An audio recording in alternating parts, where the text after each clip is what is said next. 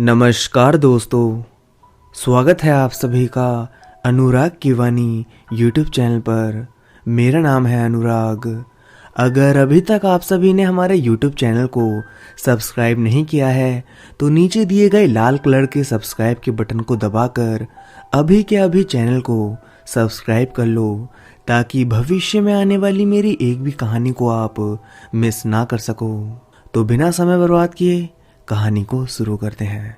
आज से करीब 8 साल पहले मुझे पता चला कि मेरा दोस्त और हमारे एरिया का सबसे बढ़िया ड्राइवर मिंटू एक रोड हादसे में मारा गया। ये बात सुनने के बाद मैं काफी हद तक चौंक गया, क्योंकि मिंटू एक ऐसा ड्राइवर था जिसके सामने अच्छे अच्छे ड्राइवर चाय कम पानी ज्यादा थे। मिंटू का एक्सीडेंट हो गया, ये बात मेरे दिमाग में घुस नहीं रही थी। यही सब सोचते सोचते मैंने सोचा मिंटू मेरा दोस्त था, क्यों ना मिंटू के घर जाके पूरी बात जानी जाए।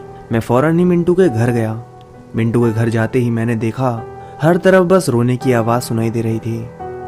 मिंटू एक नेक दिल आदमी था और उसका अच्छा खासा भला परिवार भी था। उसके परिवार में उसकी बीवी और 2 बच्चे थे। मैं घर जाते ही मिंटू के बड़े बेटे रघु से मिला। मैंने इस हादसे के बारे में जब उसे पूछा, वो रोने लगा और बोला, चाचा हमें कुछ भी नहीं पता है। आज सुबह 2 आदमी आए, वो पापा की लाश और उनकी ट्रक यहाँ छोड़ गए और बोले पिछली रात एक बड़े एक्सीडेंट में मिंटू की मौत हो गई। रघु कह रहा था, सारी फसाद की जड़ ये ट्रक है, मैं आज के आज इसे बेच दूंगा। ये सुनने के बाद मैंने रघु को संभाला और कहा, शांत हो जा बेटा। पर रघु मेरी बात मान ही नहीं रहा था। वो बार बार एक ही बात रट रहा था, ट्रक बेचना है, ट्रक बेचना है। रघु की ये बात सुन के मैंने कहा, अच्छा ठीक है, ये ट्रक तू मुझे बेच दे। रघु मुझे ट्रक बेचने को राजी हो गया और मैंने रघु से ट्रक खरीद लिया।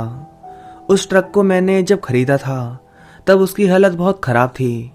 कुछ ही समय पहले इस ट्रक का NH-48 पे एक्सीडेंट हुआ था। ट्रक काफ़ी सस्ते में मिल रहा था। इतना सस्ता ट्रक देख के मैंने सोचा इसमें जो भी खर्चा आता है वो मैं कर देता हूँ और एक बार फिर से ये ट्रक नया नवेला बन जाएगा। मैंने ट्रक की मरम्मत करवाई और एक बार फिर से चलने लायक बनाई। मेरे ट्रक खरीदने के बाद से ही मेरे घर में सब खुश थे। ट्रक लेने के बाद से मुझे रोज नया नया काम मिलता रहता था। मेरे घर में अब पैसों की कमी नहीं थी। मेरा काम बहुत बढ़िया चलने लगा। पहले तो मैं अकेला ही ट्रक चलाता था, पर अगर कहीं दूर जाना हो या लंबा सफर हो तब मैं अपने दोस्त हरी को भी अपने साथ लेकर जाता था। ऐसे ही एक दिन रात 9 बजे मेरे एक दोस्त का कॉल आया। उसने कहा, कैसे हो भाई? मैंने कहा, मैं ठीक हूँ, आप बताओ आज हमें कैसे याद किया? मेरे दोस्त ने कहा, तुम्हारे लिए एक काम है, तुम्हें दिल्ली कुछ सामान लेके जाना है। मैंने कहा, हाँ ठीक है, कब निकलना है ये बताओ? उसने कहा, कल सुबह निकलना है। मैंने कहा, ठीक है, मैं कल गोडाउन आ जाऊंगा। मुझे मेरे दोस्त के जरिए दिल्ली जाने का ऑर्डर मिला। मुझे 50 बोरियां विरार से दिल्ली ले जाना था और इस काम के लिए मुझे 50,000 रुपये मिल रहे थे। अब सफ़र काफ़ी लंबा था तो मैंने सोचा क्यों ना मैं अपने साथ हरी को ले चलूं। मैंने हरी को फ़ोन किया और बोला, अरे ओ हरिया, इस बार बहुत दूर जाना है रे, साथ चल पाएगा ना? हरी बोला, क्या भैया, क्या मजाक कर रहे हो? हर बार आपके साथ मैं ही चलता हूँ ना। मैं हंस के बोला, हाँ हाँ पता है, मुझे लगा लुगाई के साथ रहने का मन बना लिया है तूने। कुछ दिनों से दिखाई नहीं दिया इसलिए तेरी टांग खींच रहा हूँ। हरी बोला, अरे नहीं भाई, ऐसी कोई बात नहीं है, बताओ कब चलना है? मैंने कहा, कल सुबह निकलते हैं, रात तक पहुँच जाएंगे। हरी बोला, अच्छा ठीक है भैया, सुबह 6 बजे निकलते हैं दिल्ली के लिए। अगले दिन सुबह ही हरी मेरे घर आया और बोला, चलो भैया जी। मैं और हरी गोडाउन जाकर सामान लाद कर दिल्ली के लिए निकल पड़े। सफ़र लंबा था तो हम दोनों बदल बदल कर ट्रक चला रहे थे। कुछ दूर वो चलाता तो कुछ दूर मैं चलाता। ऐसे ही पूरे दिन का सफ़र बीत गया और हम दिल्ली पहुंच गए। वहां पहुंच के हमने सारा सामान छोड़ दिया और पैसे लेकर वहां से निकल गए। पहले तो हमने सोचा आज रात यहीं दिल्ली में रुक जाते हैं, पर तभी हरी के घर से फ़ोन आया। हरी की पत्नी रमा प्रेग्नेंट थी और उसे किसी भी समय बच्चा हो सकता था। इस बात को सुनने के बाद हरी ने मुझे कहा, भैया आपको तो पता है मेरी बीवी प्रेग्नेंट है। अभी उसका फ़ोन आया था, उसकी हालत कुछ ठीक नहीं है, हम रुकने के बदले घर चलते हैं। मेरा मन तो नहीं था जाने का, पर हरी की बात सुन के मुझे जाने के लिए हाँ कहना पड़ा। रात करीब 9 बजे हम दिल्ली से विरार आने के लिए निकल गए। रास्ते में एक चाय की टपरी दिखाई पड़ी। हम दोनों काफी थक गए थे। हमने सोचा क्यों ना कुछ देर यहाँ आराम किया जाए। मैंने कहा हरी चलो चाय पी लेते हैं, थकान कम हो जाएगी। पर हरी काफी टेंशन में था। उसे इस समय बस अपनी बीवी और बच्चे की फिक्र हो रही थी। उसने कहा अरे नहीं भैया नहीं, आप पी लो, मैं ट्रक में बैठा हूँ, आप पीकर जल्दी आओ फिर चलते हैं। मैंने कहा अच्छा ठीक है, तू कुछ देर सो जा, तब तक मैं इस चाय वाले से कोई छोटा रास्ता पूछ लेता हूँ। मेरे इतना कहते ही हरी ट्रक में सोने चला गया और मैं उतर के चाय पीने चला गया। चाय वाले से मैंने कहा अरे ओ भैया एक चाय देना तो। चाय वाला काफी अजीब तरीके से देखते हुए बोला नए दिखाई पड़ते हो, यहाँ के नहीं हो क्या? मैंने कहा तुम क्या लोगों का चेहरा देख के चाय बेचते हो क्या? चाय वाला बोला नहीं नहीं ऐसी कोई बात नहीं है, इतनी रात में कोई अनजान ही इस रास्ते पे दिखाई देता है। मैंने कहा क्यों, ऐसा क्या है इस रास्ते में? चाय वाला हंसता हुआ बोला तुम विश्वास ही नहीं करोगे, तुम्हें क्या ही बताऊं मैं। मैंने कहा तुम ऐसा ही बताओगे जिसपे मैं विश्वास नहीं करूंगा। चाय वाला बोला ये रास्ता आगे जाके NH-48 पे मिलता है, वो रास्ता काफी खतरनाक है, वहाँ कई हादसे हुए हैं। तुम्हारे जैसे नए ट्रक ड्राइवर यहाँ बिना कुछ जाने आते हैं और हादसे का शिकार हो जाते हैं। चाय वाले की बात अजीब थी पर कुछ हद तक सुनने जैसा था। मैंने कहा भैया कितने टाइम से तुम्हारी दुकान यहाँ है? चाय वाला भाई 20 साल से चाय की दुकान चला रहा हूँ। मैंने कई बार लोगों को समझाया पर वो बिना कुछ सोचे समझे यहाँ से गुजरते हैं और हादसे का शिकार हो जाते हैं। मैं चाय वाली की इस बात से सहमत था। मैंने भी कई लोगों से सुना था कि यहाँ बहुत एक्सीडेंट होता है। मैं चाय की चुस्की लेते लेते चाय वाले की बात सुन रहा था। तभी चाय वाले ने कहा अभी कुछ दिन पहले मिंटू नाम का एक आदमी यहाँ से गुजर रहा था। मैंने उसे बहुत समझाया था कि रात को यहाँ से गुजरना सही नहीं है, पर उसने मेरी एक ना सुनी और NH-48 पे हादसे का शिकार बन गया। मिंटू का नाम सुनते ही मेरे हाथों से चाय का गिलास जमीन पर गिर गया। ये देखकर चाय वाला बोला अरे भाई तुमने मेरा चाय का गिलास क्यों फोड़ दिया? मैंने कहा अरे भाई तुम मिंटू को कैसे जानते हो? चाय वाले ने कहा उसकी लाश और ट्रक उसके घर मैं ही छोड़ने आया था। मैं सुबह सामान लेने अपने घर जा ही रहा था, तभी मुझे मिंटू का ट्रक रास्ते में एक बड़े पत्थर से टकराया दिखाई पड़ा। पर जब मैं पास गया तब मुझे याद आया अरे ये ट्रक कल रात तो मेरी ही दुकान पर खड़ी थी। मैंने जब ट्रक के अंदर झांका तो देखा ट्रक वाला आदमी यानी कि मिंटू मर चुका है। उसे देख ऐसा लग रहा था जैसे काफी दर्दनाक तरह से मरा है। ऐसा लग रहा था जैसे किसी ने इसका शरीर निचोड़ लिया हो, उसका पूरा शरीर सिकुड़ गया था। मैंने अपने दोस्त को बुलाया और इसके पर्स की मदद से इसकी गाड़ी और इसको इसके घर तक छोड़ आए। चाय वाले की सारी बात सच थी। मिंटू के बेटे रघु ने भी मुझे यही बात बताई थी। मैं ये बात सुन के सहम उठा। मैंने कहा यहाँ हादसा होता कैसे है? चाय वाले ने कहा ये तो मुझे भी नहीं पता, पर अगर रात में यहाँ से गुजरना है तो अपनी जान हथेली पर लेके निकलना। मैंने कहा कोई दूसरा या छोटा रास्ता नहीं है क्या यहाँ से जाने का?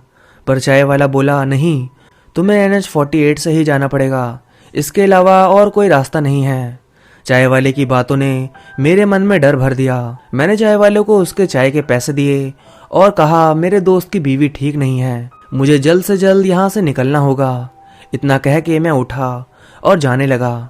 तभी पीछे से चाय वाले ने आवाज दी ध्यान से जाना, कुछ भी हो जाए गाड़ी मत रोकना। मैं पीछे मुड़ा और चाय वाले को कहा मैं ध्यान दूंगा। इतना कह के मैं चाय वाले की दुकान से बाहर आ गया। चाय वाले की सारी बातें डरावनी थी। मैं वहां से निकल के ट्रक में जा बैठा।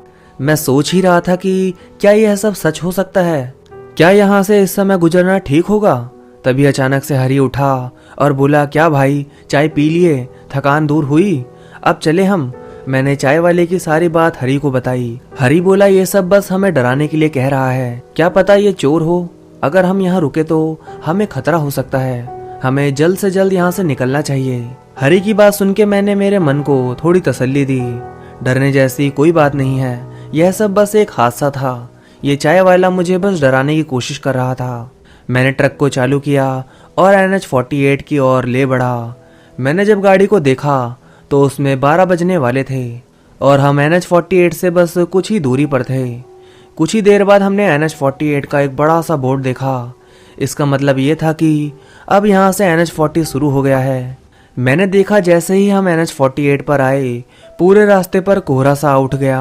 मैंने तुरंत ही गाड़ी रोकी और हरी को कहा अब तक सब ठीक था, फिर अचानक से इस रास्ते पर आते ही कोहरा कहाँ से आ गया। हरी ने कहा भैया गर्मी के मौसम में ये कोहरा काफी अजीब बात है, ये कैसे हो सकता है। मैंने कहा हरी जरा गाड़ी से उतर के देखना तो, क्या हमारे पीछे हम जहाँ से आए थे क्या वहाँ भी कोहरा दिखाई दे रहा है। हरी ने कहा हाँ भैया रुको मैं देख के आता हूँ। हरी ट्रक से उतर के कुछ दूर पीछे चला गया और मैं उसका इंतजार ट्रक में करने लगा। देखते ही देखते 10-15 मिनट हो गया पर हरी अब तक वापस नहीं आया। ये सोच के मैं उसे आवाज लगाने लगा हरी, अरे ओ हरी, मर गया क्या कोहरा देखते देखते। पर मेरे इतना बोलने के बाद भी हरी कोई जवाब नहीं दे रहा था। मजबूरन मुझे ट्रक से नीचे उतरना पड़ा। जब मैं नीचे उतर के कुछ दूर गया तो मैंने देखा हरी खड़ा होकर कोहरा देख रहा था। मैंने पीछे से उसे जोर की डांट लगाई, अरे बहरा हो गया है क्या हरी। हरी पीछे मुड़ा और बोला क्या हुआ, चिल्ला क्यों रहे हो। मैंने कहा कब से आवाज लगा रहा हूँ, सुन क्यों नहीं रहा है। हरी बोला भैया इस कोहरे में अगर कुछ दूर पर खड़े होकर चिल्लाओ तो आवाज गूंजती नहीं है, सुनाई नहीं देता कुछ भी। इस कोहरे में ना तो कुछ दिखाई देता है और ना तो कुछ सुनाई देता है। हरी सच कह रहा था, ये एक ऐसा कोहरा था जो NH-48 से शुरू हो रहा था और इससे पहले कोई कोहरा नहीं था। कोहरा इसी रोड से शुरू होता है। ये सब काफी चौंकाने वाली बात थी। मुझे कुछ समझ नहीं आ रहा था और अब तो आगे का रास्ता भी धुंधला धुंधला दिखाई दे रहा था। मैंने कहा यूं ऐसे सुनसान और अनजान रास्ते पर बाहर खुले में घूमना सही नहीं है, ट्रक के अंदर चल। मैं हरी को लेके ट्रक में आ गया। मैं अंदर आके ये सब सोचने लगा। चाय वाले की बात कहीं ना कहीं मुझे सच लगने लगी थी। गर्मी के मौसम में कोहरा होना कोई आम बात नहीं थी। मैंने हरी को कहा हरी यहाँ कुछ तो गड़बड़ है, हमें इस वक्त यहाँ से नहीं जाना चाहिए। पर हरी ने कहा हाँ भैया बात अगर मेरी बीवी की नहीं होती तो मैं आपसे चलने के लिए बोलता ही नहीं। अब रास्ता ठीक हो या खराब हो हमें यहाँ से निकलना तो होगा ही। मेरी हिम्मत गवाही नहीं दे रही थी पर मुझे ना चाहते हुए भी ट्रक चालू करके आगे बढ़ाना पड़ा। मैं गाड़ी चलाते हुए बात कर ही रहा था कि अचानक से एक ट्रक की हेडलाइट काफी जोरों से मेरी आंखों पर पड़ी। मैं उसे अचानक से अपने सामने देख के काफी डर गया और हड़बड़ाहट में मैंने गाड़ी को मोड़ दी। गाड़ी मोड़ने की वजह से हमारी गाड़ी सड़क से उतर गई। यूं अचानक गाड़ी मोड़ने पर हरी बोला अरे भैया ये क्या कर रहे हो, इतने कोहरे में मरना चाहते हो क्या। मैंने कहा इतना बड़ा ट्रक तुझे दिखाई नहीं दिया क्या। पर हरी तो ऐसे कह रहा था जैसे कुछ हुआ ही नहीं, उसने कुछ देखा ही नहीं। मैंने कहा खिड़की से बाहर देख अंधे, अभी एक ट्रक गई। हरी बाहर देखने लगा। हरी बोला क्या बोल रहे हो भैया, यहाँ हमारे अलावा कोई नहीं है और तो और यहाँ एक भी गाड़ी नहीं गुजरी अब तक। ये पूरा रास्ता सुनसान पड़ा हुआ है कब से। आप थक गए हो इसी वजह से आपके साथ ये सब हो रहा है। हरी की बात सुन के मुझे भी लगने लगा मैं कुछ ज्यादा ही सोच रहा हूँ, इसी वजह से मुझे ये सब दिखाई दे रहा है। हरी ने कहा आप कुछ देर आराम कर लो, मैं गाड़ी चलाता हूँ। मैं परेशान हो गया था और सोचने लगा था अभी जो मैंने देखा वो सच था या फिर मेरा भ्रम। मैंने हरी को कहा तू गाड़ी चला, मैं कुछ देर आराम कर लेता हूँ। हरी गाड़ी चलाने लगा। हम जैसे जैसे और अंदर जाने लगे धीरे धीरे कोहरा और बढ़ने लगा। हम दोनों को कुछ भी समझ नहीं आ रहा था ये कोहरा क्यों और कहां से आ रहा है। कुछ किलोमीटर गाड़ी चली ही थी कि हरी ने अचानक से ब्रेक लगाया और बोला भैया ये देखो रास्ते में कितने बड़े बड़े पत्थर गिरे हुए हैं। हरी की ये बात सुन के मैं बाहर झांकने लगा पर मुझे बाहर कुछ भी दिखाई नहीं दे रहा था। पर हरी बार बार कह रहा था भैया यहाँ पत्थर रखा हुआ है, गाड़ी आगे नहीं जा सकती। तभी मुझे चाय वाले की बात याद आई। उसने मुझे कहा था कुछ भी हो जाए गाड़ी रोकना नहीं। मैंने हरी को कहा गाड़ी चालू कर। हरी फिर से वही बोल रहा था आगे पत्थर है, हम नहीं जा सकते आगे। पर मैंने हरी से जबरदस्ती गाड़ी चालू करवाई और कहा फुल गियर में गाड़ी यहाँ से भगा। मेरी ये बात सुन के हरी मुझे पागल समझने लगा। पर जब मैं उसे डांटने लगा कि तू फुल स्पीड में गाड़ी भगा तो हरी ने ना चाहते हुए भी मेरी बात मानी और पूरी तेजी से गाड़ी चलाने लगा। उसने कहा भैया पत्थर सामने है, लड़ जाएंगे। पर मैंने कहा तू स्पीड कम मत करना, ऐसे ही चलता रहे। हरी ने ठीक वैसे ही किया जैसा मैंने कहा था। उसे लगा हम लोग इस बड़े से पत्थर से लड़ जाएंगे, इसलिए उसने अपनी आंखें बंद कर ली और गाड़ी चलाने लगा। जैसे ही ट्रक पत्थर के पास पहुंची पत्थर अपने आप गायब हो गया और जब हरी ने अपनी आंखें खोली तब उसने देखा हम दोनों एकदम सही सलामत हैं। ना तो हमें खरोच आई और ना गाड़ी को। हरी ये देख काफी चौंक गया और बोला, भैया ये कैसे हो सकता है? मैंने कहा अभी कुछ मत पूछ, मैं तुझे थोड़ी देर में सब बताऊंगा, तू बस ऐसे ही ट्रक चलाता रह। करीब 30 मिनट ट्रक चलाने के बाद हमने देखा कि कोहरा हटने लगा था और कुछ ही पल बाद कोहरा पूरी तरह गायब हो गया। हरी ये देखते ही बोला, भैया कोहरा अचानक से गायब कैसे हो गया और हम उस पत्थर से टकराए क्यों नहीं? तब मैंने हरी को बताया, ये कोहरा एक जाल है। हरी बोला, कैसा जाल? मैंने कहा, मौत का जाल। इस जाल में जो फंस जाता है वो सीधा मारा जाता है। हरी बोला, क्या पागलों जैसी बात कर रहे हो भैया, आपका दिमाग ठीक नहीं है। तब मैंने हरी को असलियत बताया। मैंने कहा, जब मैं गाड़ी चला रहा था तब मुझे सामने एक ट्रक आता दिखाई दिया, जिसे बचाने के लिए मैंने ब्रेक लगाया और हमारी गाड़ी रोड से उतर गई, पर असलियत में वहां कोई ट्रक थी ही नहीं। हरी मेरी कोई बात नहीं समझ रहा था। मैंने उसे फिर से एक बार समझाया, जब तू गाड़ी चला रहा था तब तुझे रोड के बीच में बड़े बड़े पत्थर दिखाई दे रहे थे, पर वहां कोई भी पत्थर नहीं था, वो बस तुझे ही दिखाई दे रहा था पर मुझे नहीं। वो कोहरा एक मौत का जाल है जिसमें अलग अलग प्रकार के छलावे दिखाई जाते हैं। जब तू गाड़ी चला रहा था तब तुझे रास्ते के बीच में पत्थर दिखा और जब मैं गाड़ी चला रहा था तब मुझे ट्रक दिखा, पर ये सब छल था। ये छल तभी खत्म होता जब हम दोनों मारे जाते।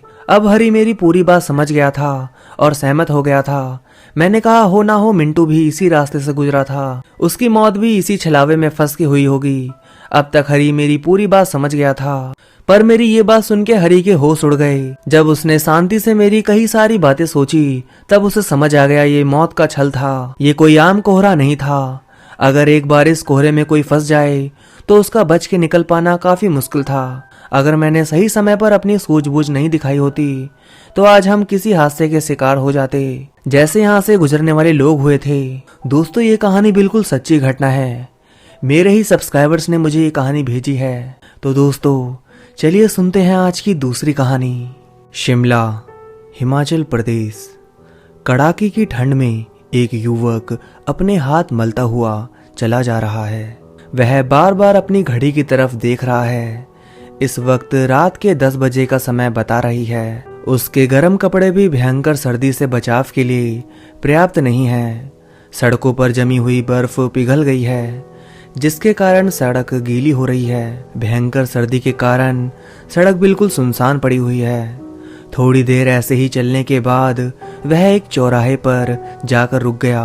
अब वह दाईं तरफ एक खाई में उतरने लगा। सावधानी से पर जमाते हुए वह करीब 100 फुट नीचे उतर गया। अब वह एक छोटी सी समतल चट्टान पर खड़ा हुआ था। उसने चारों तरफ देखा।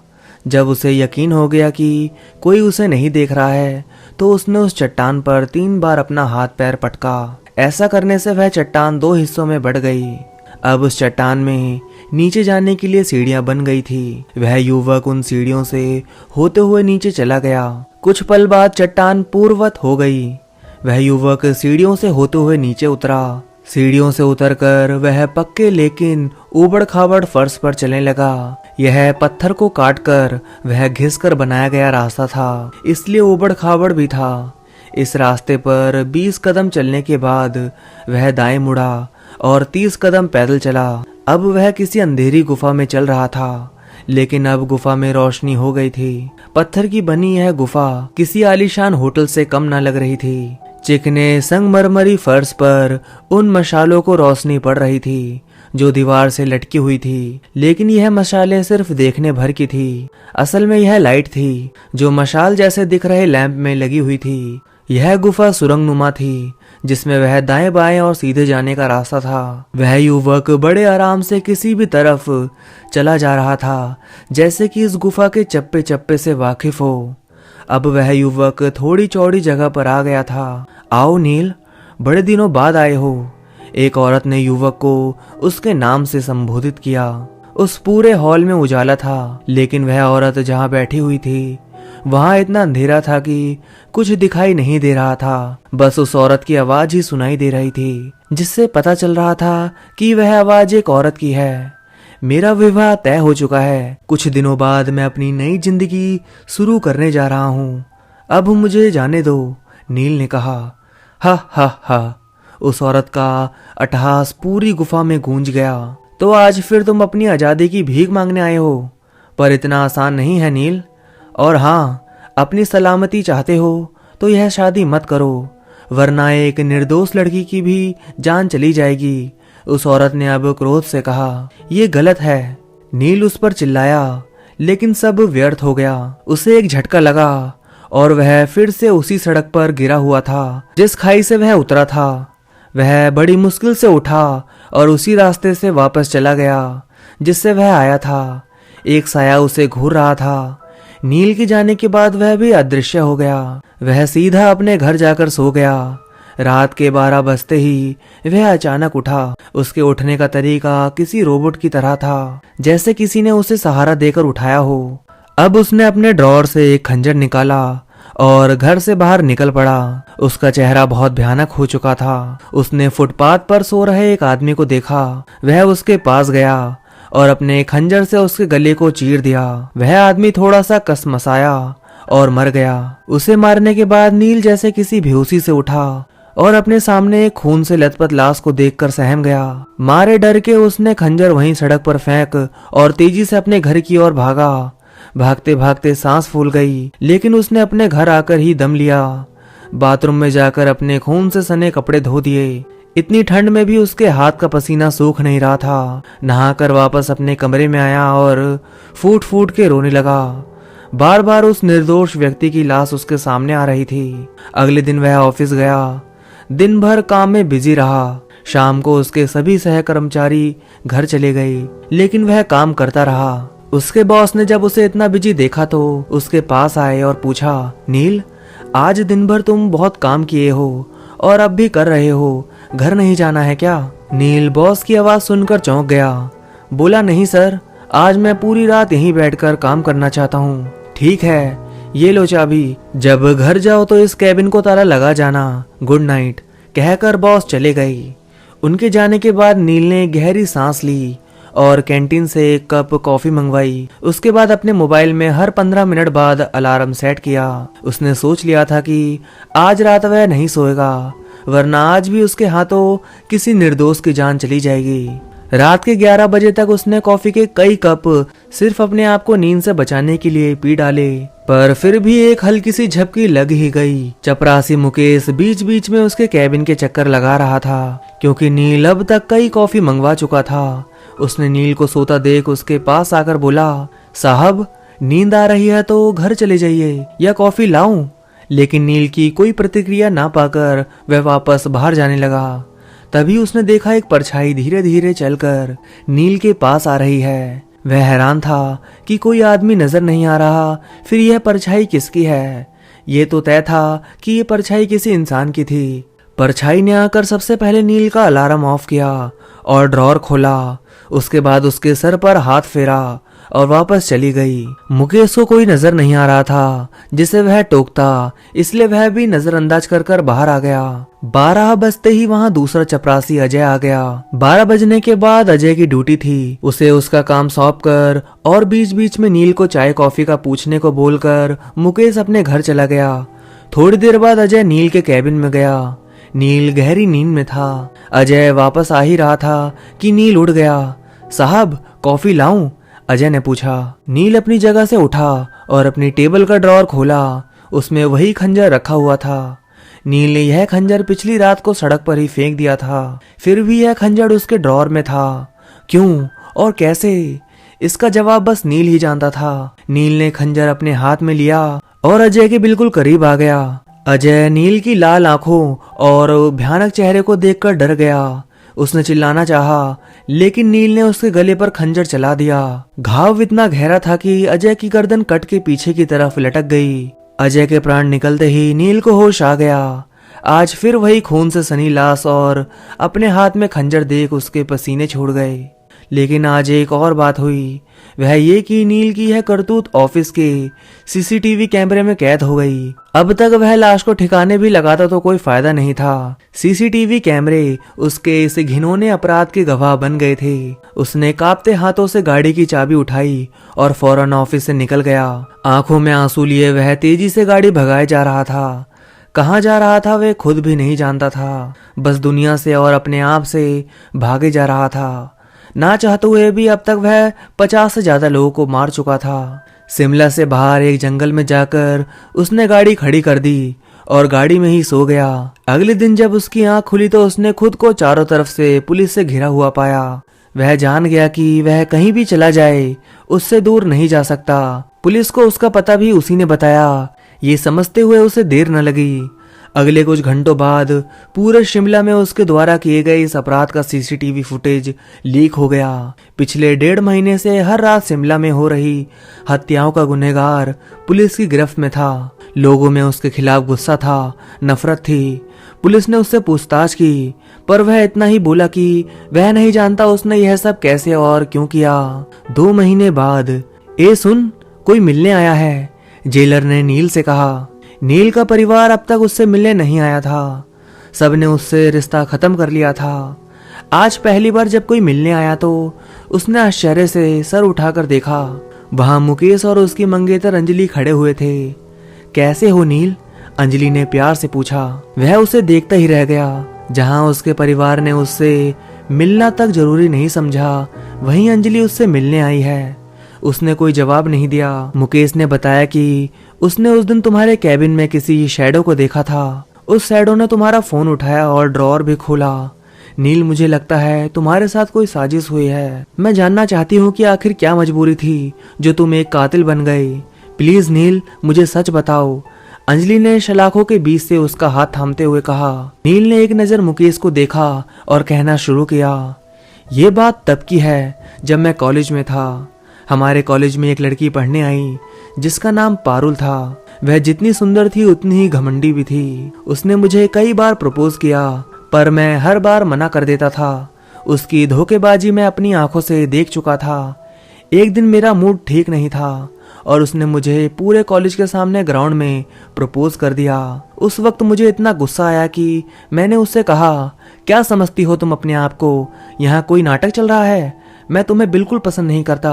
अगली बार ऐसी हरकत की ना तो प्रिंसिपल से तुम्हारी शिकायत करूंगा। गुस्से में मैं वहां से सीधा अपने घर आ गया। गुस्सा ठंडा होने पर मुझे लगा मैंने इतनी बुरी तरह से उसे डांट कर गलत किया। इसलिए अगले दिन मैंने उससे माफी मांगने के लिए कॉलेज में हर जगह ढूंढा, लेकिन वह कॉलेज छोड़कर जा चुकी थी। मुझे बहुत पछतावा हुआ पर मैं कुछ ना कर सका। लेकिन पिछले साल मैं शिमला के ही एक बाजार में उससे मिला। उसने मुझे झट से पहचान लिया।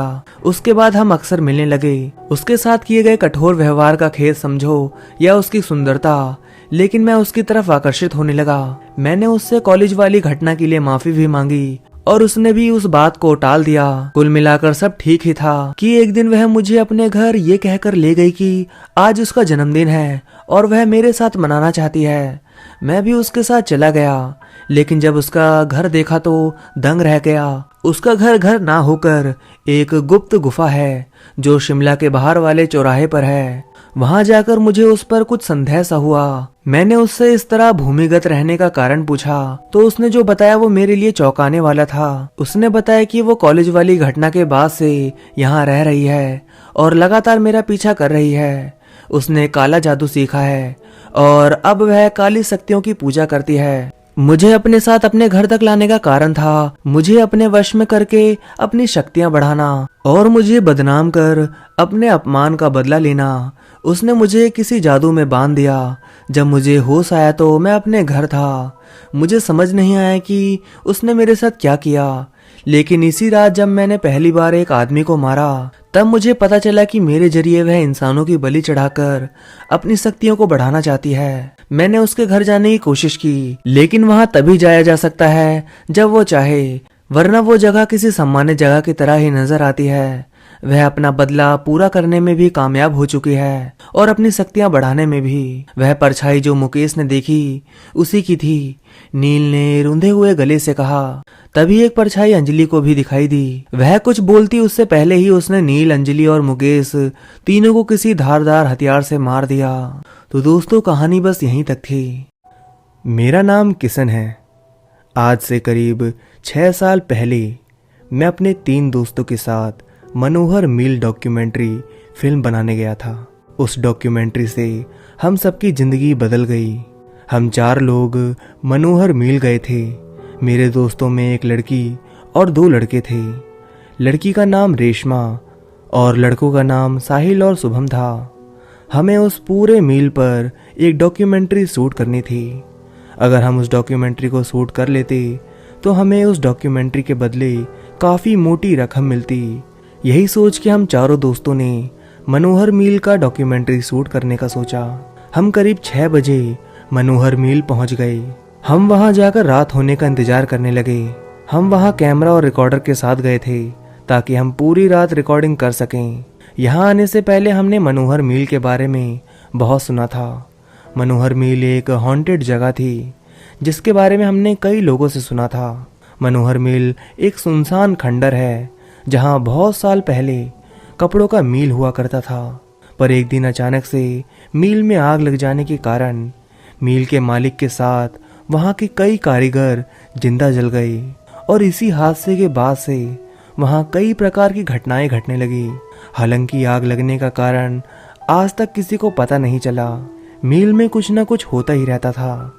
कभी किसी को आग दिखाई देती तो कभी किसी को जलते लोग, कभी चीखें सुनाई देती तो कभी काला साया दिखाई देता। इसी वजह से मील को हमेशा हमेशा के लिए बंद कर दिया गया। हम चारों को ये सब झूठ और अफवाह लगता था, इसलिए हम चारों ने मनोहर मील में डॉक्यूमेंट्री बनाना चाहा। शाम को पहुंचते ही हमने पूरा मील देखा। मील एकदम सुनसान और खंडर जैसा दिख रहा था। अभी तक हमें यहाँ कुछ भी अजीब नहीं दिखाई दिया। मील का कोना कोना घूमने के बाद हमने यह तय किया कि हम 2 हिस्सों में शूटिंग करेंगे। मैं और रेशमा वहां शूटिंग करेंगे जहां कारीगर जले थे और शुभम और साहिल मील मालिक के कमरे की शूटिंग करेंगे। यही वो 2 जगह थी जहां लोगों ने सबसे ज्यादा हलचल देखा था। कुछ ही देर बाद अंधेरा पसरने लगा। 7:30 बजते बजते पूरा मील अंधेरा अंधेरा हो गया था। हमने पूरे मील में कई जगह कैमरा लगाया था। जैसे कि लोगों का मानना था कि मील के गेट पे रात में चलने की आवाज आती है, हमने वहां भी कैमरा लगाया था। मैंने सारे कैमरों को मेरे लैपटॉप से कनेक्ट कर दिया था। मैं एक साथ सारे कैमरों की रिकॉर्डिंग अपने लैपटॉप में देख सकता था। कुछ ही देर बाद 8 बज गए। लोगों का कहना था कि यहाँ हलचल 8 बजे से शुरू होती है, इसलिए हम अपनी रिकॉर्डिंग 8 बजे से शुरू करने वाले थे। जैसे ही 8 बजा हम 2 हिस्सों में बढ़ गए और रिकॉर्डिंग करने लगे। मैंने सारे कैमरों को अपने लैपटॉप से ऑन कर दिया। शुभम और साहिल मील मालिक के कमरे की ओर चले गए और मैं रेशमा के साथ मील के बीच वाले हिस्से में चला गया। यही वो जगह थी जहां मजदूर काम करते और सोते थे। हम दोनों ने वहां कई चक्कर लगाए पर हमें कोई हलचल सुनाई या दिखाई नहीं दे रही थी। देखते ही देखते 9:30 बज गई पर अभी भी हमें कोई हलचल नहीं दिख रही थी। शुभम और साहिल भी मालिक के कमरे में शूटिंग कर रहे थे। मैंने साहिल को फोन किया और पूछा, क्या तुम दोनों को कोई हलचल सुनाई या दिखाई दी? साहिल हंस के बोला, अरे भाई, जब यहाँ कुछ होगा तब दिखाई देगा ना। मैं और शुभम मस्ती करने में लगे हुए हैं, भूत आएगा तो उसके साथ मजे करेंगे। मैंने कहा, तुम दोनों अपना ख्याल रखना। साहिल बोला, भाई तू डर मत, भूत वूत कुछ नहीं होता है, लोग बस डराने के लिए मील को बदनाम करते हैं, यहाँ कुछ नहीं है। मैंने साहिल से कहा, कैमरा ऑन रखना, रिकॉर्डिंग बंद मत करना वरना हमारे पैसे हाथ से निकल जाएंगे भाई। साहिल बोला, हाँ हाँ पता है। इतना बोल के साहिल ने फोन कट कर दिया। रेशमा ने पूछा, क्या हुआ, सब ठीक है ना? मैंने कहा, हाँ सब ठीक है। साहिल और शुभम मस्ती कर रहे हैं भूतों के साथ। रेशमा ये सुन के हंसने लगी और बोली, यार मैं थक गई हूँ, चल वहाँ बैठते हैं। कोई हलचल ना होने की वजह से मैं और रेशमा कैमरा ऑन करके मील के कोने में बैठ गए। देखते ही देखते हम दोनों को नींद आ गई। साहिल और शुभम हमें डराने के लिए रात में 11:15 बजे फोन करने लगे पर मैं और रेशमा सोए हुए थे, इस वजह से उन्हें कोई जवाब नहीं मिल रहा था। साहिल और शुभम को पता चल गया कि हम दोनों सो गए हैं, इसी वजह से कॉल नहीं उठा रहे हैं। तो उन दोनों ने सोचा क्यों ना जाके इन दोनों को सताया जाए। मालिक के कमरे में कैमरा ऑन छोड़ के ये दोनों हमें परेशान करने मील के बीच वाले हिस्से में आने लगे। मालिक के कमरे से निकलते हुए साहिल को कुछ गिरने की आवाज आई, पर जब साहिल ने शुभम से पूछा, क्या तूने भी कुछ गिरने की आवाज सुनी, तो शुभम ने साफ साफ मना कर दिया, नहीं मैंने कुछ नहीं सुना। साहिल ने इसे अपना वहम समझ लिया और इस पे ज्यादा ध्यान नहीं दिया और मुझे और रेशमा को परेशान करने के लिए मील के बीच वाले हिस्से में आ गए।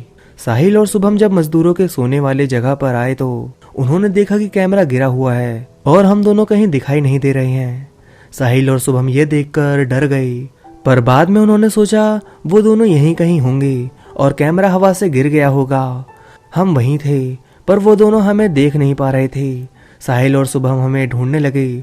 ढूंढते ढूंढते वो मील के गेट पे आ गए। गेट पे आने के बाद उन्होंने देखा कि कैमरा टूटकर जमीन पर पड़ा हुआ है। साहिल भागता हुआ कैमरा देखने गया। वहां जाकर उसने देखा कैमरा पूरी तरह टूट गया है। ये देखकर साहिल और शुभम परेशान हो गए। तभी साहिल को ऐसा लगा कि उसके पीछे से कोई गुजरा। उसने यह बात तुरंत ही शुभम को बताई। पहले तो शुभम इसे साहिल का भ्रम समझ रहा था। साहिल ने कहा हो सकता है हमारा कैमरा किसी ने तोड़ा है, क्योंकि हम चारों में से कोई भी अपना कैमरा क्यों तोड़ेगा।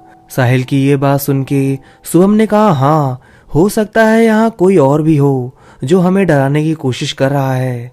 साहिल के बताए अनुसार शुभम के पीछे से कोई मील के पीछे गया है। शुभम और साहिल दोनों उसी तरफ उस परछाई को देखने चले गए। जब वो दोनों वहां गए तब उन्होंने देखा ये हिस्सा मील के पीछे का हिस्सा है और मील के पीछे घना जंगल था। वहां से अगर कोई इंसान या जानवर मील के अंदर आने की कोशिश करता तो उसकी हलचल हमें जरूर सुनाई देती। साहिल और शुभम को मील के पीछे कोई नहीं दिखा। वो दोनों एक बार फिर मील की ओर जाने लगे। इस बार जब वो दोनों गेट के पास आए तो उन्होंने देखा कि उनका कैमरा पूरी तरह से सही सलामत अपनी जगह पर सेट है। ये देखने के बाद साहिल और शुभम दोनों घबरा गए। शुभम और साहिल आपस में बात करने लगे कि अभी हम यहाँ कुछ देर पहले आए थे, तब तो हमारा कैमरा पूरी तरह से टूटा हुआ था और अब कुछ देर बाद यहाँ सब कुछ ठीक कैसे है। साहिल और शुभम काफी डर गए थे। वो अपना कैमरा लेकर मुझे और रेशमा को ढूंढने लगे। वो दोनों काफी परेशान थे। उन्हें कुछ भी समझ नहीं आ रहा था। कैमरा टूटकर जमीन पर पड़ा हुआ था, फिर अचानक से वो ठीक हो गया। ये सारी बातें उन दोनों को परेशान कर रही थी। मील में आते ही साहिल ने एक बार फिर से मुझे फोन किया और इस बार फोन बजने की आवाज से मेरी नींद खुल गई। जब मैंने फोन देखा तो मैं हैरान रह गया। शुभम और साहिल के इतने कॉल आए हुए थे। मैं सोच रहा था कहीं ये दोनों किसी मुश्किल में तो नहीं। मैं ये सब सोच ही रहा था कि एक बार फिर से मेरे फोन पे साहिल का कॉल आया। मैंने जैसे ही फोन उठाया मुझे फोन पे किसी के रोने की आवाज सुनाई दे रही थी। धीरे धीरे कई लोगों की रोने की आवाज आने लगी। मैं हेलो हेलो बोल ही रहा था कि कॉल कट गया। रोने की आवाज से मैं डर गया। मैंने दोबारा फोन लगाने की कोशिश की तो मेरे फोन से कॉल नहीं जा रही थी। मैंने रेशमा को जगाया और उसे कहा साहिल और शुभम कब से हमें कॉल कर रहे थे, लगता है वो किसी मुसीबत में है। कॉल पे कुछ लोगों के रोने की आवाज आ रही थी। कुछ तो बुरा हुआ है उन दोनों के साथ। और जब मैंने उन्हें फोन करने की कोशिश की तो अब उनका फोन नहीं लग रहा है। रेशमा बोली हमें वहां जाके देखना चाहिए, कोई गड़बड़ तो नहीं की इन दोनों ने। मैं और रेशमा तुरंत ही मालिक के कमरे की ओर जाने लगे। रास्ते में हमें हमारा कैमरा गिरा हुआ मिला। रेशमा इस बात से काफी हैरान थी कि ऐसा कैसे हो सकता है, हमारा कैमरा गिरा कैसे। पर मैंने रेशमा को कहा बिल्ली होगी, उसी ने गिराया होगा। पर रेशमा मेरी बात पर यकीन नहीं कर रही थी। उसने कहा तुम अपने लैपटॉप में सारी रिकॉर्डिंग चेक करो और देखो शुभम और साहिल इस वक्त कहाँ हैं। पर मुझे इस समय रिकॉर्डिंग से ज्यादा साहिल और शुभम की फिक्र हो रही थी। मैंने कहा हमें पहले साहिल और शुभम को ढूंढना चाहिए, ना कि रिकॉर्डिंग देखनी चाहिए। रेशमा मेरी बात से सहमत हुई और बोली अच्छा चलो पहले उन दोनों को ढूंढा जाए। मैं और रेशमा कैमरा वहीं छोड़कर मालिक के कमरे की ओर चल पड़े। मालिक के कमरे के पास पहुंचते पहुंचते हमें किसी चीज की जलने की बू आने लगी। ऐसा लग रहा था जैसे कोई चीज बुरी तरह जल रही हो। पर हम दोनों ने इसे अपना भ्रम समझा और मालिक के कमरे के बाहर जा पहुंचे। वहां जाके हमने देखा कि कमरे में ना तो कैमरा है और ना तो साहिल और शुभम। मैं और रेशमा ये देख के काफी डर गए। हमें ऐसा लगने लगा कुछ गड़बड़ जरूर है। यहाँ पर हमें कुछ भी समझ नहीं आ रहा था। रेशमा ने कहा यहाँ कुछ तो अजीब है। किशन अपना लैपटॉप निकाल और वीडियो रिकॉर्डिंग चेक कर। मैंने कहा हाँ अब तो देखना ही पड़ेगा। मैंने जैसे ही लैपटॉप में रिकॉर्डिंग देखी मेरे पैरों तले जमीन खिसक गई। रेशमा रिकॉर्डिंग देखकर इतना डर गई कि वो बहुत जोर से चिल्लाई। रेशमा की आवाज सुन के शुभम भागता हुआ हमारे पास आया। शुभम बोला क्या हुआ, भूत देख लिया क्या तूने। शुभम ने देखा कि रेशमा और मैं मूर्ति जैसे जम गए हैं, एकदम बेसुध पड़ गए हैं। शुभम ये देख के और डर गया। वो मुझे और रेशमा को हिलाने लगा और बोला, क्या हुआ तुम दोनों को, ये कैसी हालत है तुम्हारी। कांपते हुए मैंने कहा, ये देख कैमरे ने क्या रिकॉर्ड किया है। जब शुभम ने रिकॉर्डिंग देखी, उसके भी पैरों तले जमीन खिसक गई। हर रिकॉर्डिंग में एक काला साया कैमरे के सामने अचानक से आ गया और उसके बाद कैमरा अपने आप हवा में उड़ने लगा और कुछ देर बाद वो साया गायब हो गया। साया गायब होते ही सारे कैमरे जमीन पर गिर गए और तो और जो कैमरा मील के गेट पे लगाया गया था वो अपने आप जमीन पर गिर गया और तभी वहां वो काला साया एक बार फिर आया और अपने पैरों से उस कैमरे को कुचल डाला। ये सब देखने के बाद हम तीनों में हिम्मत नहीं बची थी। शुभम हकलाते हुए बोला, जब हम मील के गेट पे गए तो हमें कैमरा टूटा हुआ मिला, पर जब कुछ देर बाद हम वापस आए तो हमें कैमरा एकदम सही सलामत मिला। मैंने कपकपाते हुए शुभम से पूछा, साहिल कहाँ है, वो तेरे साथ था ना, वो कहाँ गया। शुभम ये सुनते ही चौंक गया। उसने कहा, अभी कुछ देर पहले तूने फोन किया और बोला साहिल तू अकेले मील के बीच वाले हिस्से में आ जा और शुभम को वहीं मालिक के कमरे में छोड़ दे। पहले साहिल मना कर रहा था कि वो मुझे छोड़ के नहीं जाएगा, पर तूने कहा हम जल्दी ही शुभम के पास जाएंगे, तू अभी यहाँ आ, तेरी जरूरत है। इतना कह के तूने फोन कट कर दिया। इसलिए साहिल ने मुझसे कहा कि शुभम तू यहीं मील के गेट पे खड़े रह, मैं जल्दी ही आऊंगा। इतना बोल के साहिल मील के अंदर चला गया। शुभम की बात सुन के मैं और रेशमा सोच में पड़ गए। हमने तो एक बार भी साहिल को फोन नहीं लगाया, तो साहिल ने बात किससे की। मैंने शुभम को बताया, मैंने एक बार भी साहिल से बात नहीं की। एक बार साहिल का कॉल आ रहा था, पर जब मैंने उसे उठाया तो किसी की रोने की आवाज आ रही थी। शुभम बोला, तू झूठ बोल रहा है, तूने कॉल किया था, मैंने सुना था सब। इसी बात पे हम दोनों की बहस होने लगी, पर रेशमा ने कहा, तुम दोनों चुप हो जाओ, हमारी एक दूसरे से बात ही नहीं हुई थी, हो ना हो कुछ तो गड़बड़ है। इतना कह रेशमा बोली, मील के बीच वाले हिस्से में चलो। हम तीनों मील के बीच वाले हिस्से की तरफ भागने लगे। वहां जाके हमने जो देखा उसके बाद हमारी आंखें खुली की खुली रह गई। हमने देखा कि साहिल अपने पूरे शरीर पर पेट्रोल छिड़क रहा था। रेशमा ने कहा, साहिल ये क्या कर रहा है तू। तब साहिल हमारी तरफ पलटा और बोला, मरोगे, तुम सब मरोगे। ये देख के हम कांपने लगे क्योंकि साहिल की आंख पूरी सफेद हो गई थी। उसका मुंह एक डरावने जानवर जैसा हो गया था। ऐसा लग रहा था शरीर साहिल की है, पर चला कोई और रहा है। हम सब ने साहिल को बहुत समझाया, पर वो हमारी एक नहीं सुन रहा था। जब हमने ध्यान से देखा तो हमें पता चला यहाँ हर जगह जादू टोने का सामान पड़ा हुआ है, जैसे कि नींबू, कंकाल, लाल रंग और एक इंसानी खोपड़ी। ये मंजर काफी डरावना था। यहाँ वहाँ देखने पे हमें ऐसा लगने लगा जैसे यहाँ हम चारों के अलावा और भी कोई लोग हैं।